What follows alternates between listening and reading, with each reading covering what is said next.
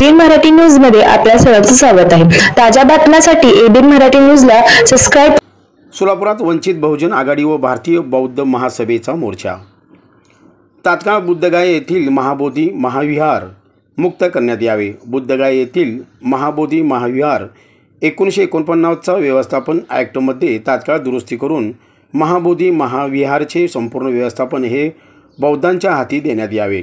बुद्धगया महाबोधी महाविहार येथे सुरू असलेल्या महाबोधी महाविहार मुक्ती आंदोलनातील सर्व मागण्या त्वरित मंजूर करण्यात याव्यात। जगभरातील व देशातील सर्व बौद्ध बांधवांच्या भावनेचा विचार व आदर करून 1949च्या व्यवस्थापन ॲक्ट दुरुस्ती करावी। या मागणीकडे लक्ष वेधण्यासाठी सोलापुरात वंचित बहुजन आघाडी व भारतीय बौद्ध महासभेच्या वतीने मोठा मोर्चा काढण्यात आला। डॉक्टर बाबासाहेब आंबेडकर यांच्या पुतळ्यास पुष्पहार अर्पण करून हा मोर्चा सिद्धेश्वर मंदिर पासपोर्ट कार्यालय सिद्धेश्वर परशाली मार्गे जिल्हा परिषदेच्या ऑपोजिशन गेट समोर आला। समाज बांधव व मोर्चामध्ये हातात विविध मागण्याचे फलक घेऊन सहभागी झाले होते। जय भीम व नमो बुद्धाय असा जयघोष करण्यात आला। या मोर्चात भारतीय बौद्ध महासभेचे जिल्हाध्यक्ष अण्णासाहेब वाघमारे, वंचित बहुजन आघाडीचे जिल्हाध्यक्ष चंद्रकांत मडीखांबे, सरचिटणीस नागसेन माने, कोषाध्यक्ष मीनाक्षी बनसोडे, धम्मरक्षिता कांबळे, शांता गजभिये, पल्लवी सुरवसे, निर्मला कांबळे, नंदा काटे, आशा शिवशरण, बबन कांबळे, आतिश बनसोडे, सुनीता गायकवाड, सुचित्रा थोरे, शीतल दंदांडे, शांतिकुमार नागटिळक, नाना कदम, आनंद गायगवळी, मिलिंद प्रक्षाळे, प्रदीप ताकपेरे, शिवाजी बनसोडे यांच्यासह समाजबांधव मोठ्या संख्येने सहभागी झाले होते।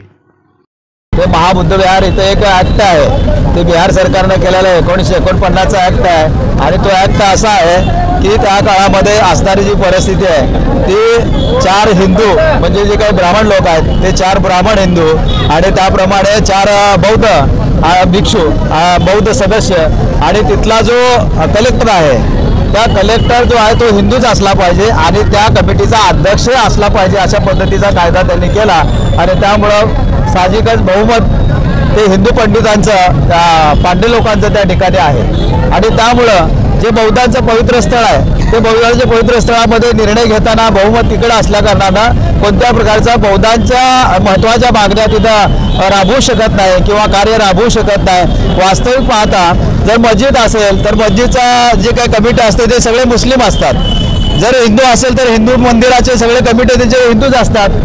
ज्याप्रमाणे पारशी आहेत, जैन आहेत, ख्रिश्चन आहेत, त्या समाजाचे त्या धर्माचे लोक तिथले सदस्य असतात। परंतु बौद्धांचे पवित्र स्थळ हे जागतिक कीर्तीचं धरोहर आहे आणि ऐतिहासिक स्थळ आहेत की ज्या ठिकाणी तथागत भगवान बुद्ध ज्ञानप्राप्ती झाली, सिद्धार्थ गौतमाचे बुद्ध झाले, तिथे 7 आठवडे तिथे त्यांनी घालवले, अनेक प्रकारचे त्या ठिकाणी असणारे भिक्षू संघ तिथे वावरत होता।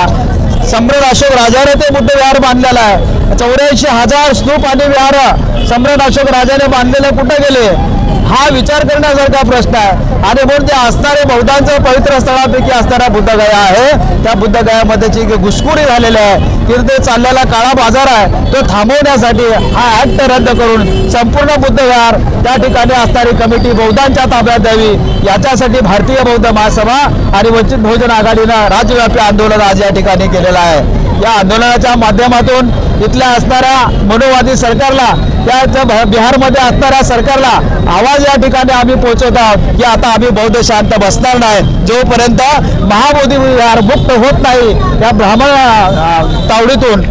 त्याशिवाय भारतीय बौद्ध महासभा आणि आंबेडकर अनुयायी आणि वंचित बहुजन आघाडी सुद्धा गप्प बसणार नाही हे या ठिकाणी सरकारनं लक्षात घ्यावं। आम्हाला आंदोलन तीव्र